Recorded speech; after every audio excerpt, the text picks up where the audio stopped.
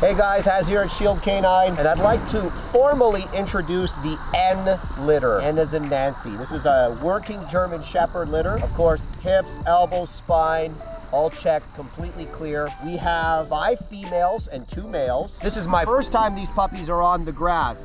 Normally, before they get their shots, I don't put them out, but this is a relatively untouched area, and they're all trying to nurse off Mom, as you guys can see. Mom is a pretty spicy dog. She has an intensity about her. The males are usually about 80-ish pounds, give or take. The females will typically be a little bit smaller than the males, though we definitely have some larger females here. Even though Mom's a little bit of a spicier dog, she definitely seems to throw very social puppies. But as you can see, she's an excellent mother. She takes good care of them. I'm really happy with this litter. I'm definitely gonna be keeping probably a female for myself. Again, Onyx's last litter, and Onyx has produced some really nice puppies. There's a lot of people out there that have Onyx puppies, so they know I'm expecting great things. So this is the N litter. As you guys can see, they've got one thing on their mind, and that's food.